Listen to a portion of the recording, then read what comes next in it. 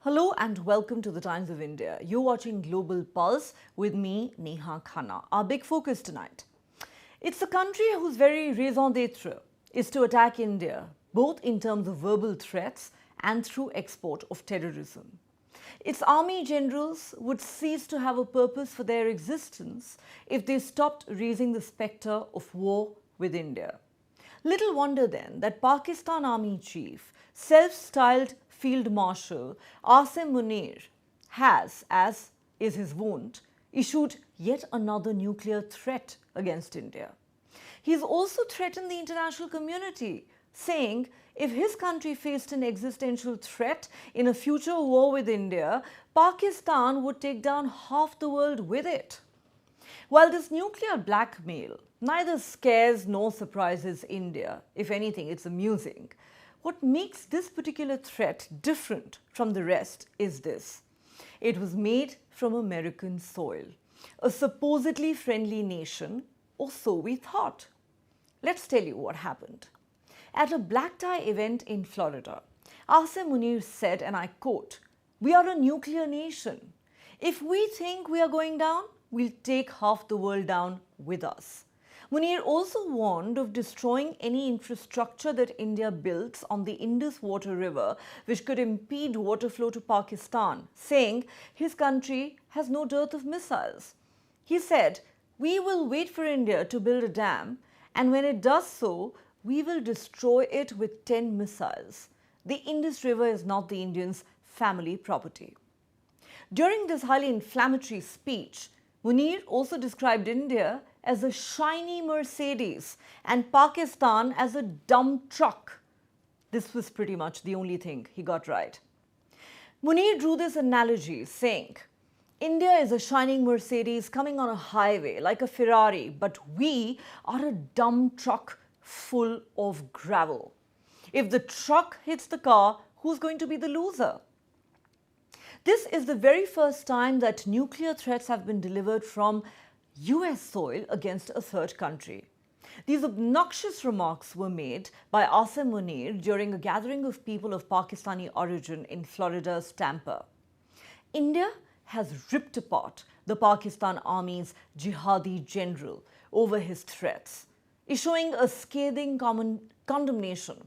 The Ministry of External Affairs today said, and I quote, "Our attention has been drawn to remarks reportedly made by the Pakistani Chief of Army Staff while on a visit to the United States.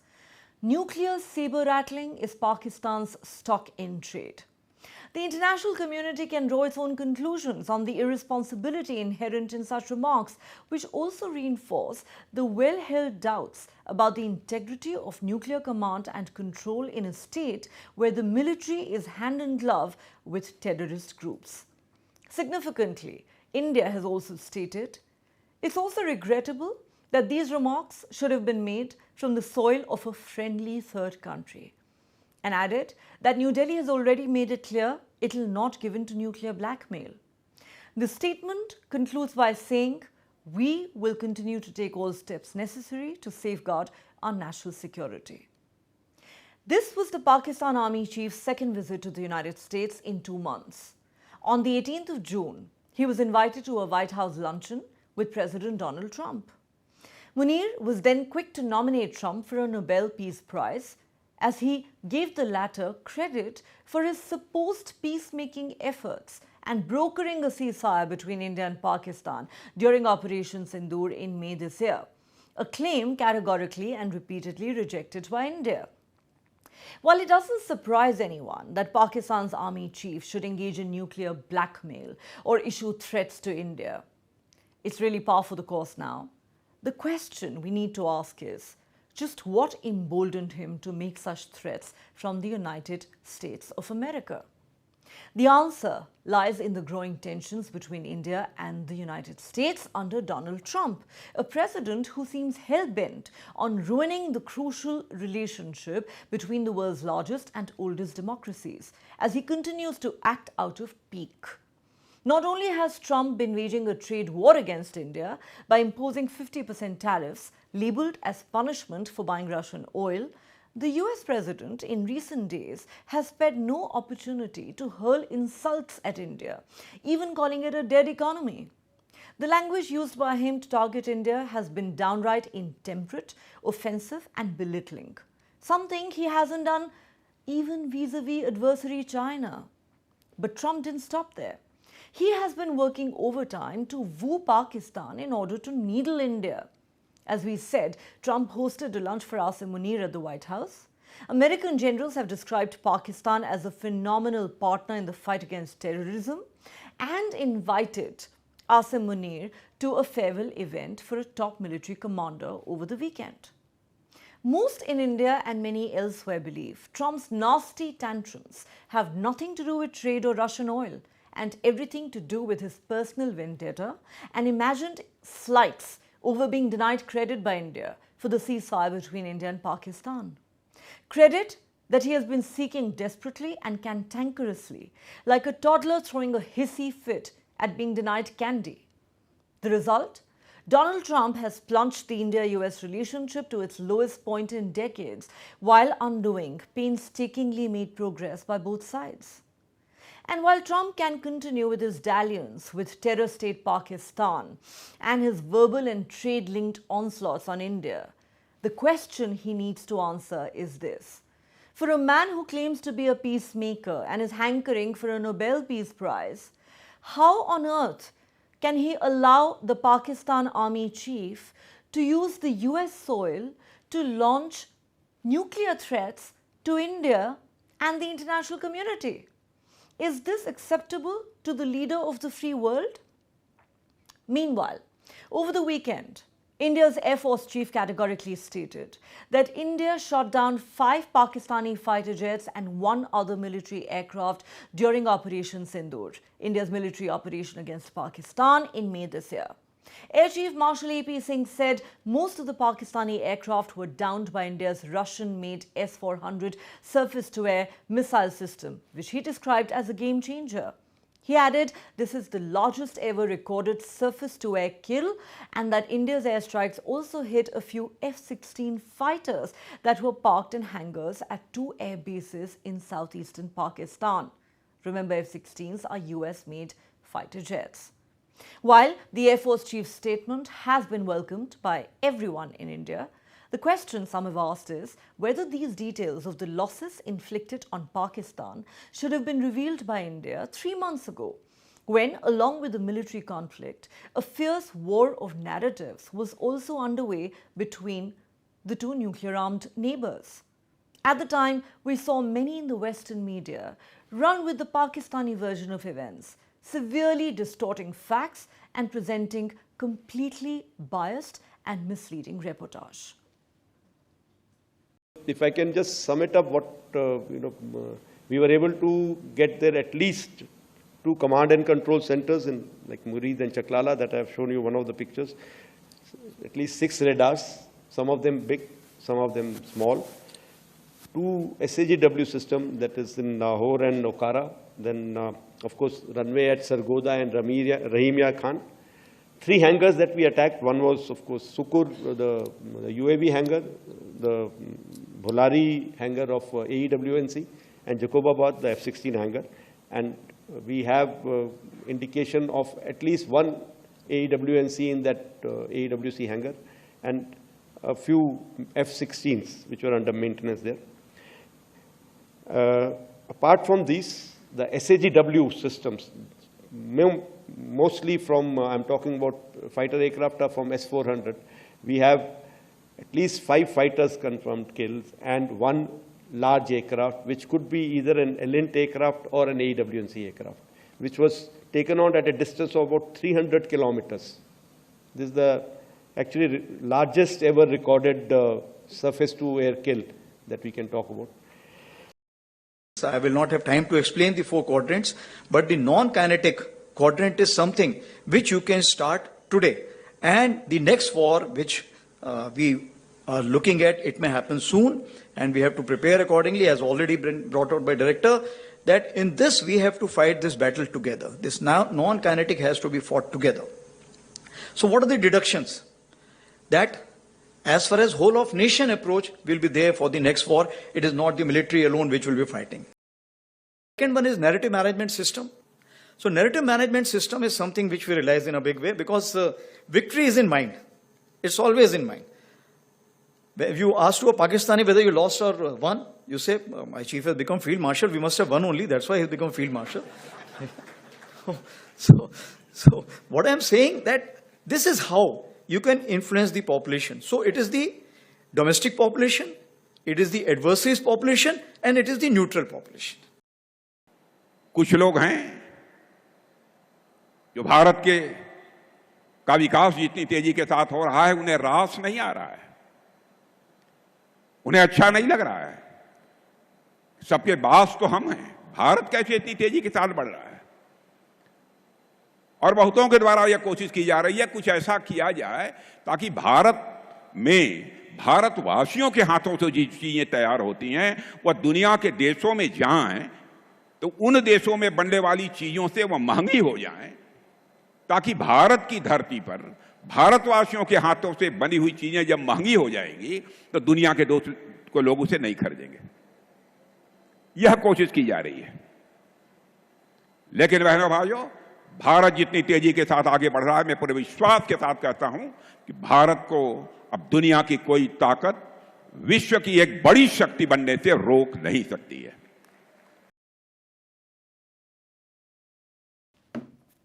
All right, let's go straight across to our panel of experts. Joining me on Global Pulse tonight is Ilya Rubanis. He is a security expert and non-resident fellow of the Institute of International Relations, Athens. He joins us live from London.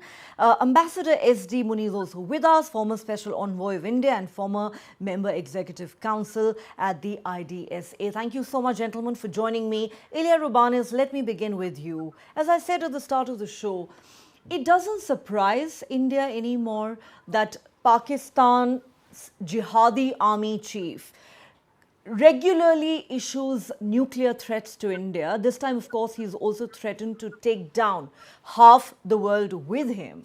The question that people are asking in India tonight is simply this: what explains the audacity of General Asim Munir, the self-styled Field Marshal, to issue this nuclear threat to India and indeed the rest of the world from American soil? Does the answer lie in how Trump has been behaving with India of late? Apart from his constant outbursts, the fact that he's seen as brazenly wooing Islamabad, or shall I say Rawalpindi? How have you seen the remarks that have been made by Asim Munir in the United States of America? I cannot speak to Pakistan's nuclear doctrine. I'm sure when you speak about nuclear bombs, you have studied what you're about to say. But we are moving towards nuclear proliferation very fast. And a number of powers that officially or unofficially have the capacity to develop weapons very quickly. And with great power comes great responsibility. We're moving towards a system that has more nuclear vetoes than perhaps a Security Council can handle. And certainly this Security Council, which does not necessarily reflect the balance of power in 1945. So I do not know how calculated was this statement and what was the expectation of it being reproduced. But Pakistan is essentially asserting its nuclear veto, which is something often done by nuclear powers. And it's my opinion on this is not, of course, consequential, but my impression is that this subtle war of words starts where one thinks it would be effective. I think they jump.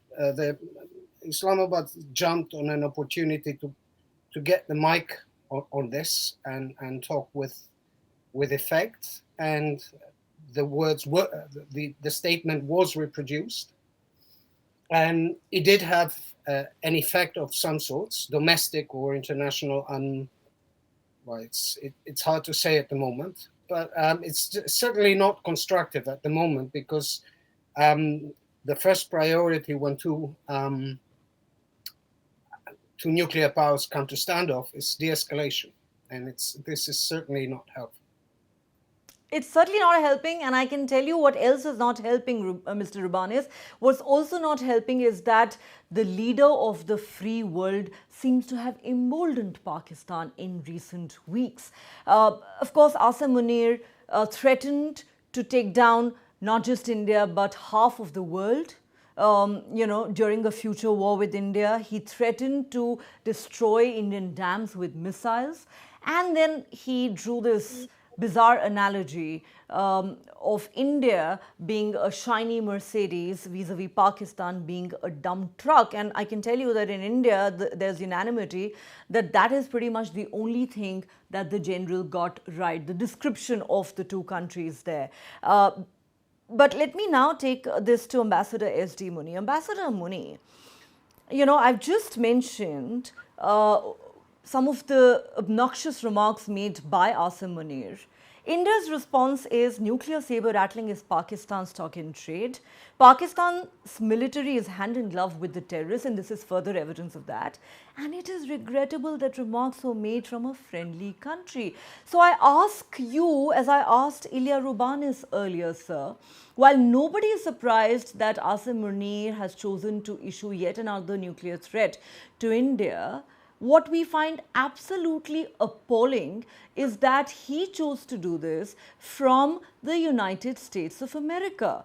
Do you not believe, sir, that it is a legitimate question for Indians to ask today the self-styled peacemaker of the world, the US President Donald Trump? Is it acceptable to him that somebody uses American soil to issue nuclear threats to a third country, and in this case, a friendly country, or so we had thought? Well, you are absolutely correct, because I think I'll take you back to the Operation Synindur and Trump's claims of bringing about ceasefire there. And he said that he had to intervene because the war was going out of hand and could have gone to devastating dimensions, etc. That's what he said at that time, indicating that Pakistan was perhaps asserting its nuclear deterrence or its nuclear capabilities. And let us wait for another, say, at the most 12 hours or 24 hours at the most to see whether any official reaction comes from Washington, D.C. or not, from President Trump or not. Because if it is not coming, then obviously there is a connivance, and President Trump is sort of posturing to pressurize India into bowing down to his tariff and other demands which he is making. But if he comes out and says something or snubs Asif Munir, let us see what is the extent of it. I don't really expect that, but let us wait for that time. May I also, for a minute, take you back to the saber rattling of Pakistan on the nuclear question? And it goes back to 1988. I recall a conversation we had with General Ziaul Haq, whom the question was asked whether Pakistan has already made a bomb. And he said, whether I make a bomb or I don't make a bomb, but India thinks that I have made a bomb, and that serves my deterrent interest. So, this is the thinking of the Pakistani military, their mindset. This is the thinking which really started the Kargil war, and this is nothing absolutely new in terms of the sense. But the manner in which Asif Munir has rattled it out is, as you said, rightly obnoxious. And let us wait to what extent America is going to tolerate Pakistan on its own soil saying something of this nature. Because he says he is bringing about peace, he's a great peacemaker, he doesn't want, but don't forget, he's the one who bombed Iran on the nuclear question.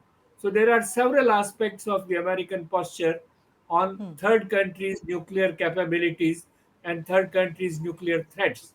Let us wait for 10 to 12 hours to see if there is any authentic reaction.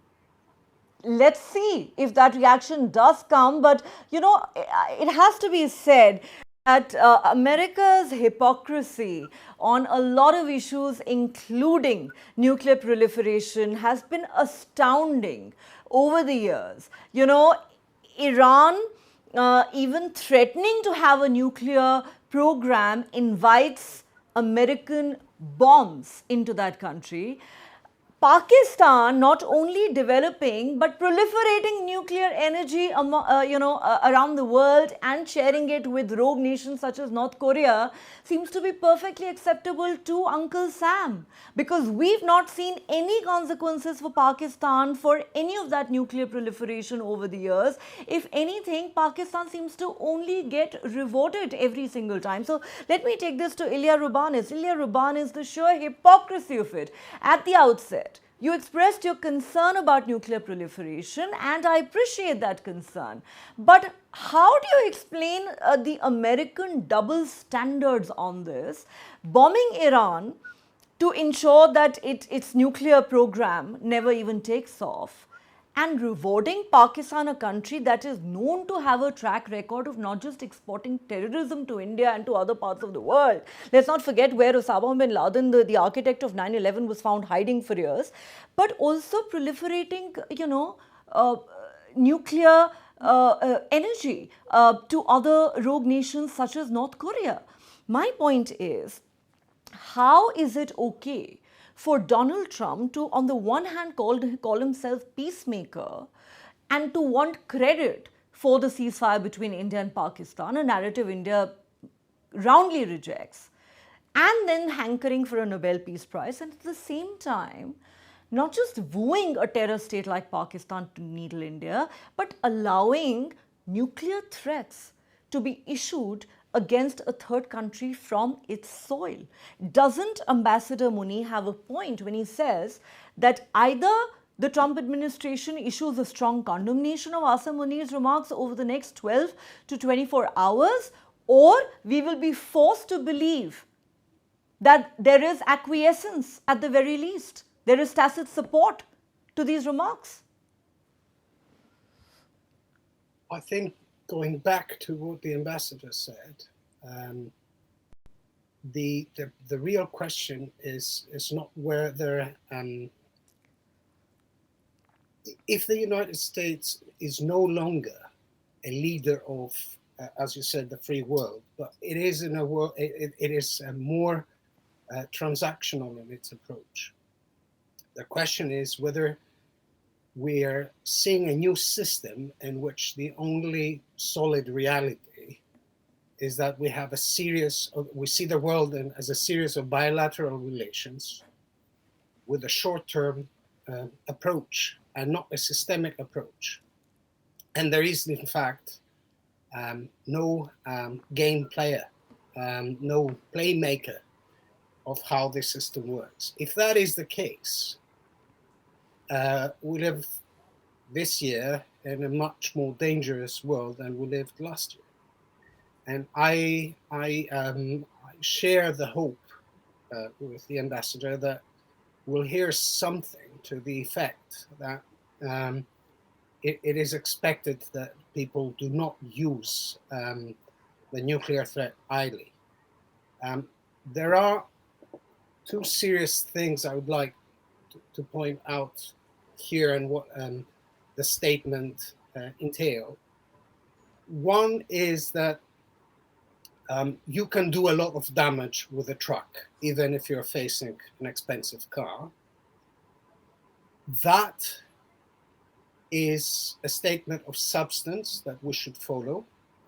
And if and the case that is made here is that we're living in a world that, because it has fewer rules than it had a year ago, asymmetrical warfare becomes the norm, and countries that, such as the United States, that produce platforms that we allies share,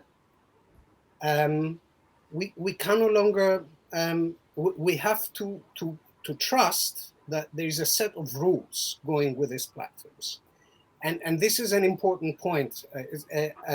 We need to live in a world where that comes with the big powers have to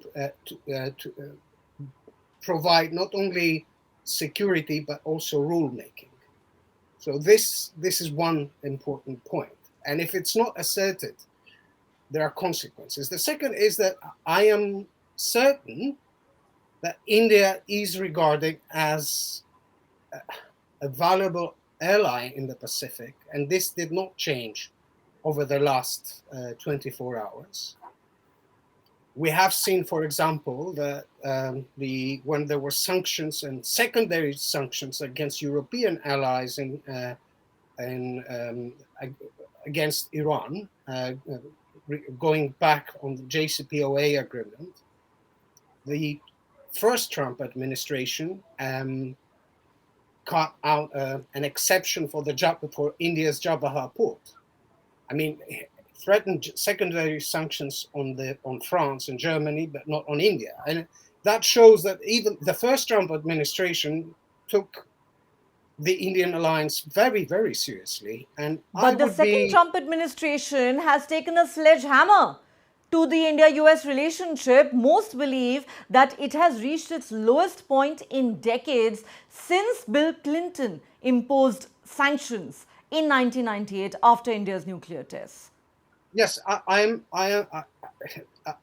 see the argument, and I'm not opposing it. I am just saying that it would be a major development if there was no statement over the next few hours. And I imagine there'll be something to set the record straight, I suppose. We certainly hope so, Mr. Rubanis. Ambassador Munir, let me ask you this question. Even as we wait to find out if the Trump administration is going to issue a strong condemnation of these highly objectionable remarks that have been made by Asim Munir, don't you think there is a larger question here that needs answering? Since we know that this is the first time that, American soil has been used to issue nuclear threats against a third country, what gave Asim Munir the courage to go ahead and make such a statement?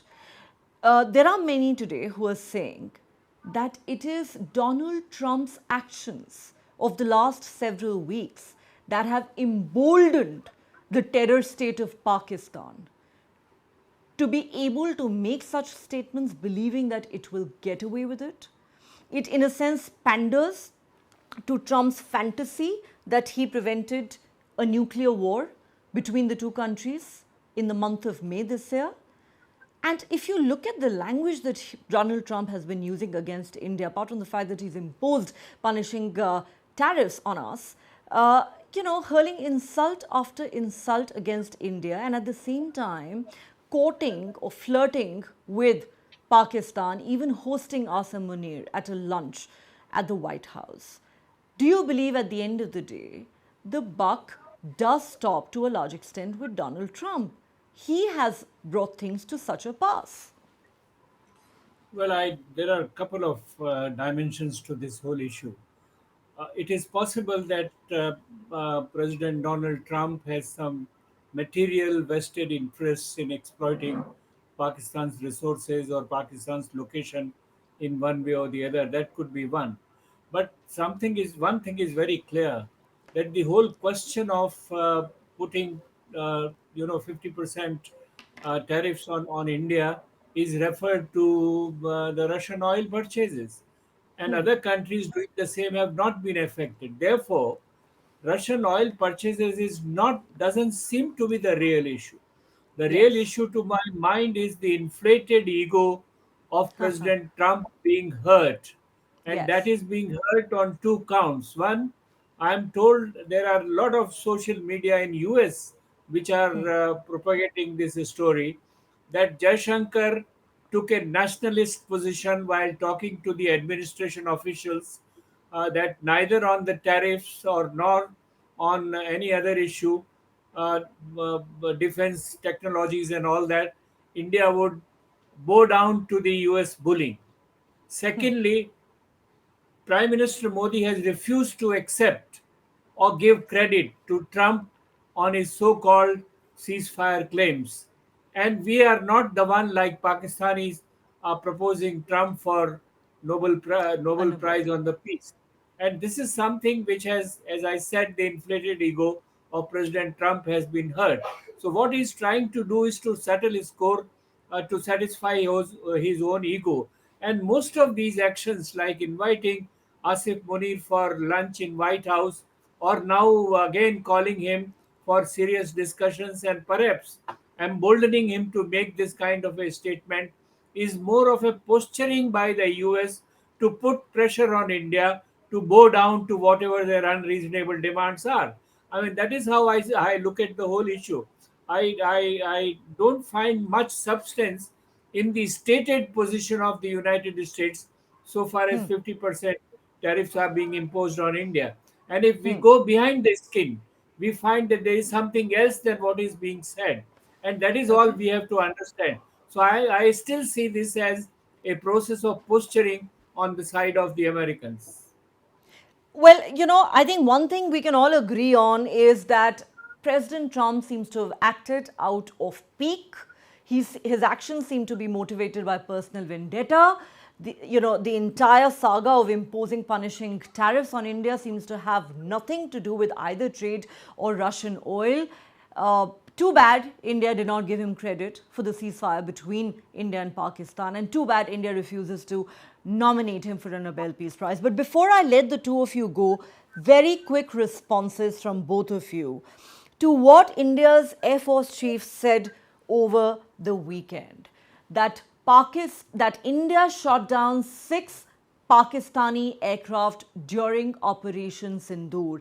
Ilya Rubanis, starting with you. There's been so much speculation, especially in the Western media, about the losses suffered by India.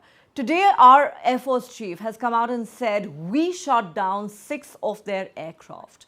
And like I said earlier, while this is a statement that's been welcomed by everyone in India, the question that's also being asked is, should India have made these revelations 3 months ago when, in addition to the military conflict, a fierce narrative war was also underway between the two sides?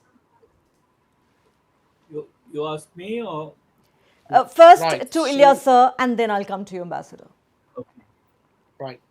So the world looked at this battle between 4.5 generation fighters, um, and, and really the biggest constellation of jet fighters in modern history, because what we understood happened was that we had systems warfare. We had the clash of beyond vision capabilities and the testing of systems in real battle that we hadn't seen before. Not even in Ukraine, and nothing before and nothing since. And this understanding made us understand that it's not just about comparing one-to-one jet fighters as platforms, but how systems operate as systems.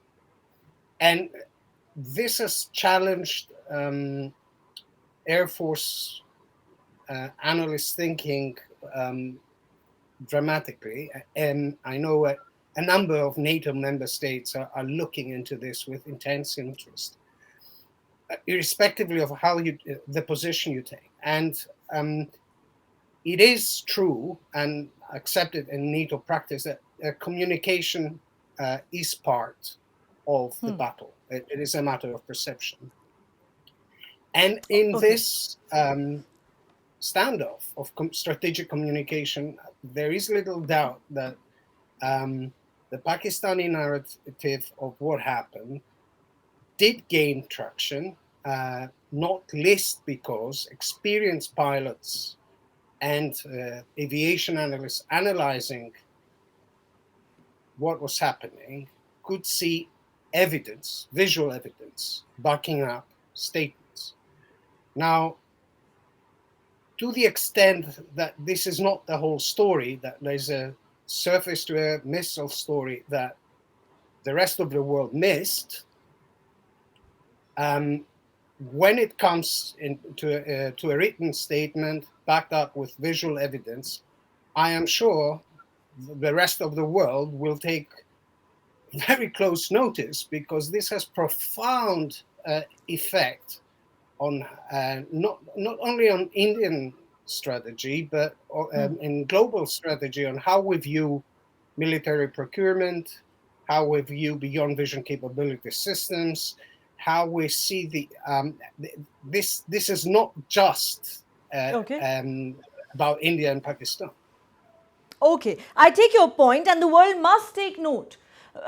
Because unfortunately, we saw very large sections of the Western media run with the Pakistani version of events at that time. Ambassador S.D. Muni, very quickly, sir, it's great that we had the Air Force chief say what he said over the weekend, but should this revelation have come maybe 3 months ago? Well, I fully agree with you that whatever the Air Force chief has said is welcome, and he has shared that information with the Indian people and international community. But there are a lot of inconsistencies in the defense services statements on Operation Sindoor. You can look at the CDS's statement, you can look at the defense attache's statement in Indonesia, you can look at the army chief's statement, and you find somewhere imbalance between all of them, which is very unfortunate. And then, rightly, as you have said, why should it take 3 months for the Air Force chief to come and tell us? It would have been far more effective if a comparison is made that this is what Pakistan is claiming, this is what we have lost, this is what Pakistan is not saying anything, and that is what we have done to Pakistan. There is another important question which I think the air chief should have addressed, whether our missiles hit anywhere near the command and control structure of Pakistan's nuclear establishment, because that is again an international question which is begging an answer. So, in various ways, I am not quite excited the way Okay. issue has been handled by the Indian Defence Services in terms of communicating. And that is indirectly admitted by the Army Chief when he said Yes. narrative, we have not really Narrative succeeded. management system. We need to learn. We need to learn. Obviously, narrative Absolutely. is not And good. may I just remind you and the viewers, sir, that during one of the many press conferences that were addressed by India's security forces during Operation Sindoor, the question about whether India hit Kirana Hills that house Pakistan's nuclear facilities was asked, and there were hints dropped. There was a lot of insinuation without any confirmation or denial. There was insinuation that this did happen. And I can tell you that on this very show, a couple of weeks ago, we spoke to military aviation expert Tom Cooper, who said there is ample evidence to suggest that India did hit Kirana Hills, regardless of what the Indian security forces have or have not said on record. But I'm out of time, so we leave it there. Lahore and Ilya Okara, Rubanes, then, Ambassador of SD course, Muni, thank runway you at so much for joining me on Global Pulse tonight and sharing your perspective with us. Let me now go across to another very special guest joining us on the show, Lieutenant General Syed Ata Hasnain, former GOC 15 Corps and Chancellor at the Central University of Kashmir, a man who really needs no introduction. Lieutenant General Ata Hasnain, so good to have you on Global Pulse tonight, sir. Lots to unpack. We'll come to what the Air Force Chief and the Army Chief said over the weekend in a moment. But let's start with Pakistan's Jihadi General, Asim Munir's obnoxious statements. I've been saying throughout this show, it doesn't surprise anyone anymore in India that he should choose to issue nuclear threats to India or indeed the rest of the world. Because frankly, that is the only currency that Pakistan seems to have. It doesn't surprise us. I think it only amuses us. However, the question that is begging to be asked is this: what emboldened Asim Munir to issue a nuclear threat against a third country from American soil? Correct me if I'm wrong, but this has never happened before. Do you not believe, sir, that the Trump administration owes us an answer, an explanation? How was this allowed to happen on American soil? And we are still waiting to hear if the Trump administration is going to at the very least distance itself from those remarks and issue a strong condemnation? Thank you. Thank you very much, Neha. Thank you for inviting me for your program. It's a very important program, in fact. Uh, Let me start by mentioning this fact that I was a little surprised this morning when I saw the statements coming out. I did not expect Asim Munir to go to this extent to make these statements, but obviously here these are not spontaneous statements. And as I was speaking somewhere else, also people were telling me that while he was reading the speech that which he had brought along, he lifted his head, and the statements that he made against India were not in the script. They were perhaps deliberate statements made by him separately. Obviously, he came with that intent. The fact that he is mentioning this on American soil makes a huge difference. The same thing conveyed in Rawalpindi would have been taken as normal rhetoric. But being conveyed from American soil is something different. He wants to push back. He wants to tell the international community, we are not the ones who have been sort of pressurized by India. We have got the capability. We can push back. We have managed to ensure that India was also humbled in this entire exchange, T8R exchange. That's the kind of message he's trying to give. He's trying to give it to the international community. He's trying to give it to the international media from the American soil, and he's trying to give it to the Pakistani diaspora. Whether all this is gelling in the minds of people, this is all very classic narrative warfare or information and influence warfare, which is going on. They're very deliberately done, thought through completely.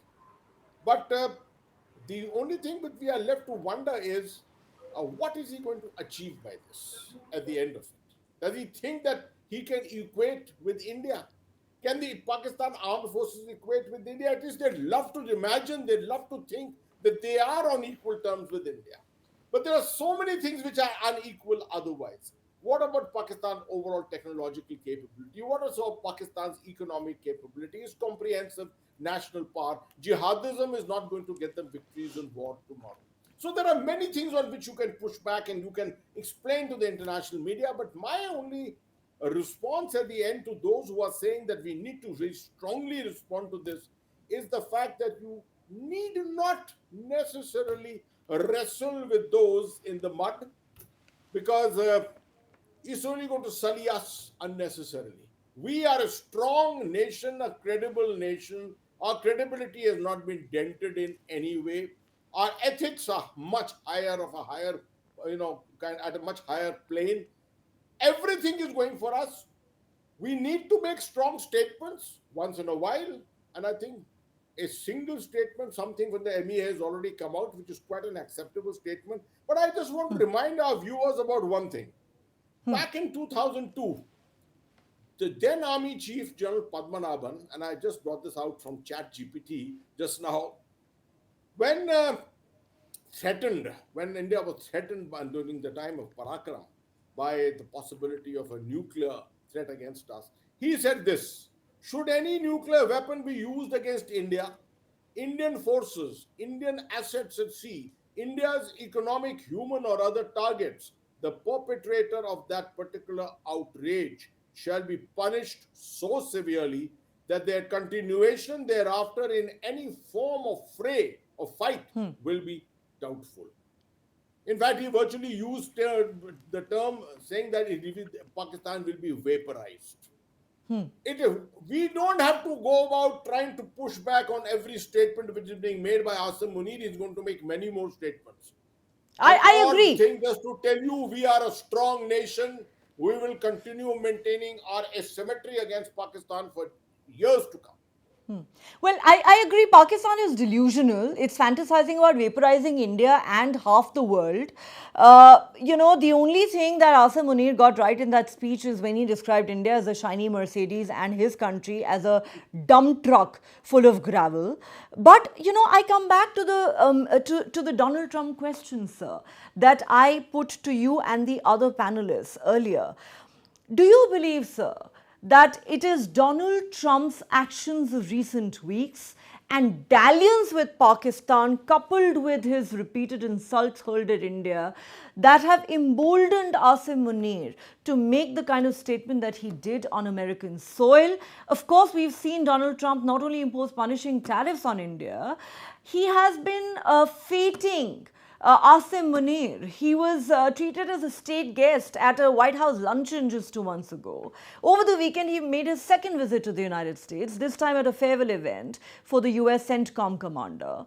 Pakistan has also been described by the American generals as quote unquote a phenomenal partner in the fight against terrorism. Never mind the fact that, they are the biggest exporters of terrorism around the world, not just to India.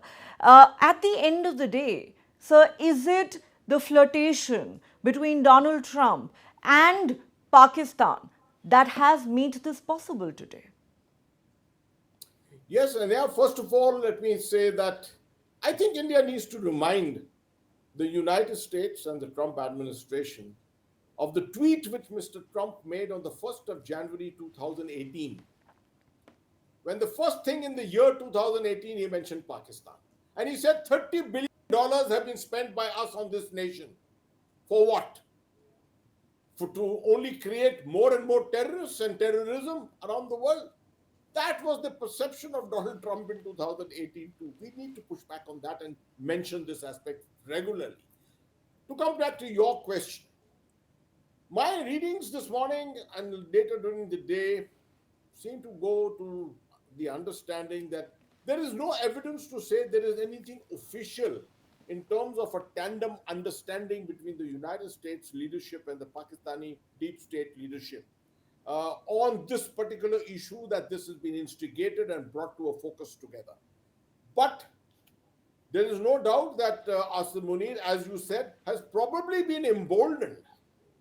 The moment that you put a man from there suddenly and you elevate him to the level of the White House and have a lunch with the President of the United States, he starts thinking that he's the best friend of the United States of America. And that has perhaps emboldened him to make these kind of statements. And Pakistan's experience of influence and information warfare is 70 years old. And they are the ones who keep probably advising. There are enough people in the inter-services public relations who are advising Munir on this and telling him, please make this kind of a statement there. What will happen is it will only work towards the American narrative of pressurizing India at the moment. It will help us in the long run. It's that kind of an understanding which seems to be, there doesn't seem to be an American official backing for it, at least for the moment there isn't anything like that. But it seems that the tool of Pakistan is working essentially to try and appease the American leadership to say, see, we are doing this for you, and putting this pressure in India. Okay, I think that would be laughable at many ways, and Donald Trump really needs to make up his mind. Does he want to project himself as a peacemaker and a claimant for a Nobel Peace Prize, or does he want to be seen as an enabler of a terrorist nation? But sir, since we have limited time, let me ask you now about the statements, very important statements, or shall I say revelations, that were made by India's Air Force Chief over the weekend. When he said that during Operation Synindur, India shot down 6 Pakistani fighter jets and 1 other big military aircraft. This is the largest surface-to-air kills that have ever been recorded. My point simply is, sir, that while this statement is very welcome, there are some who are arguing that it's come a little late in the day, because even as the army chief admitted over the weekend, that narrative management system during the fog of war is absolutely key. And there are some who've said, India probably did lose out as far as the war of narratives went between the two countries. Like I said earlier, even large sections of the Western media seem to run with the Pakistani version of events. There was a lot of disinformation at that time. What stopped India from making these revelations about the losses inflicted on Pakistan by us 3 months ago, at a time when there was endless and breathless speculation about the losses inflicted on India? Firstly, I think officially India did not make any statement on the Pakistani losses all this while, no doubt about it. But unofficially, a lot of chatter was there in the environment, which was going around. Just like the chatter about the Indian losses of 4 or 5 aircraft. There was nothing official about it too. I think there was a degree of apprehension that if very early we start claiming all this, then there will be claims, very strong perhaps claims, which will be made against us too. Although our CDS had already admitted certain losses, that quantification had not been carried out. But on the overall balance, if you see, yes, narrative-wise, we were perhaps a little slow in the beginning, but we woke up to it. We woke up to it and made amends subsequently. One of the major things which emerged in the air part of the war was the fact that unlike 2016 and unlike 2019, we had very good evidence which was being presented. Even the air chief repeated the same evidence which was already available in the public, in the media everywhere. But at least it was there. We made effective use of satellite imagery to tell us where the kills were, what had happened in terms of the ground assets. What happened in the air is something different. No one has recorded it. No one can record it easily. This ultimately depends on the evidence of what is probably lying on the ground, what has crashed to the surface. And that obviously on the other side, in the enemy side, is not available to us. But to the allegation that we have come rather late into the game to make this, I would only say one thing. Information and narrative warfare is not a one-time issue.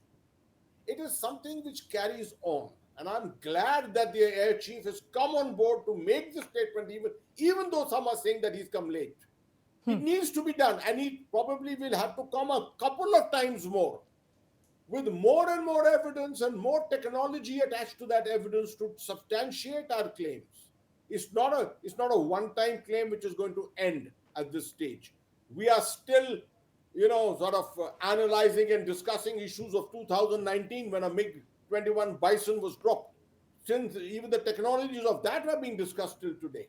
So I don't think this is a closed chapter. This is going to go on for quite some time. But definitely, as the army chief himself also said, narratives, one of my favorite subjects, narrative management, is something which we will have to pick up much more, be quick to it, and keep it as a part of our overall hybrid warfare doctrine. We need to build it into our hybrid warfare doctrine. So do you believe, sir, that India has learnt its lessons? Because many argued that while the losses we inflicted on Pakistan, the damage we inflicted on Pakistan was massive, it was Pakistan that seemed to be winning the war of the narratives. And unfortunately, we also saw large sections of the Western press go with Pakistan's version of events, the result being that there was a lot of misleading reportage globally. Therefore, do you believe that the statement that has now come from India's Air Force chief is likely to change that narrative? Are we likely to see a changed attitude, for instance, or different sort of reporting going forward on this by the Western media? Of course, nobody cares what the Pakistanis say.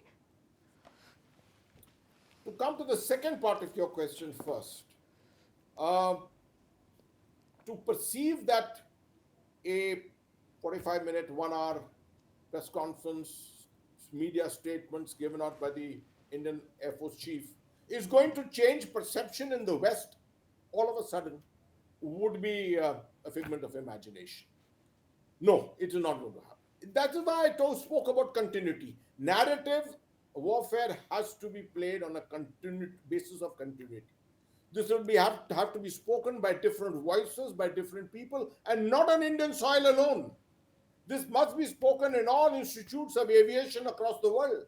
It should be spoken in Stockholm. It should be spoken in London. It should be spoken in Paris. It should be spoken in Washington. That is what narrative warfare is all about. This is something that we are just coming into in a very professional kind of a way. But we really need to get into it very, very deeply and maintain that momentum of continuity all the time to expect that this is going to straight away change perceptions may not be a truism. The first part, otherwise, in terms of the international perception on events which happened during the 88-hour war, I won't go along with you entirely to believe that the international perception was completely against India. No. I think it was on balance, although the efforts made by Pakistan were much more. For a simple example, on the night of the commencement of these operations, the international media was agog with the kind of articles, the kind of information which was being put out by Pakistan's ISPR at that particular time. That effort did not come from us because we were the ones who were undertaking the operations, and perhaps there was a level of secrecy involved. This no one speaks about. Whenever we are speaking about narratives, no one speaks about this fact that you are the ones who are responding, and therefore there's a degree of classification of your operations, and therefore you have to play it very, very soft in terms of media, information, etc. And that's why you remained a step behind. We could have doubled up and perhaps gone a step beyond if we had a full information plan in place. That we unfortunately perhaps did not. And we know that disinformation anyway travels much faster than facts do. And while I take your point that till the 10th of May, while the operation was ongoing, India needed to be careful. But then many would argue that, we could have perhaps presented more facts before the world after the 10th of May, once the ceasefire was agreed to and announced. But the final question before we let you go. Ambassador S.D. Munir also raised this earlier. He says there's no clarity on, but only a lot of speculation as to whether India hit any of Pakistan's nuclear facilities during Operation Synindur. Now, I can understand why Indian government officials, whether it's the defense forces or the government, would hesitate to either confirm or deny this. But I want to tell you and the viewers, sir, that we had Tom Cooper, renowned military aviation expert and historian, on this show a couple of weeks ago, who said whatever anybody may confirm or deny, say or not say on record, I can say with complete confidence there is enough evidence to suggest that India did hit Kirana Hills, and that to a very large extent, in fact, tilted the balance or the scales in India's favor. And maybe that was the trigger point that led to Pakistan panicking and seeking a ceasefire, something that they're never going to admit. What is your take on this, sir? My salutes to Tom Cooper. His understanding is very good. I'm glad that he has said it. But that is not an official statement by India. Yeah. And there is no official statement, nothing on record by any source of the government of India or the Indian Armed Forces. And I think that's how it should remain. This is too dangerous a game. Remember, we are not talking about firing 303 bullets at each other. We are talking about nuclear assets being used in a warlike situation. The kind of effect that it can have on the targets, on human beings, no one in India can even imagine. You've asked some of the armed forces people who study this very deeply, they will be able to tell you. Otherwise, in India, people have no imagination of this, right? And therefore, I think most of us who have worn the uniform will tell you this is classic gray zone. It should remain classic gray zone. I would not want to even delve into the issue of trying to officially extract anything from the government of India. The government of India knows best how to handle a situation like that. It's got the confidence of its armed forces. The armed forces have got the confidence of the government of India. That is how it should remain in terms of gray zone. Point well taken, sir. Lieutenant General Syed Atta Hasnain, always a pleasure talking to you. Thank you so much for joining me on Global Pulse and sharing your perspective on some very important issues. Thank you, sir. Thank you. All right, so what happens next? Asim Munir has done yet again what he does best, issue threats to India and the world. The question is, what is Trump going to do next? Is he going to respond to these remarks that were made on American soil? Is the Trump administration going to issue a strong condemnation of these remarks, or are they going to look the other way? India is watching closely.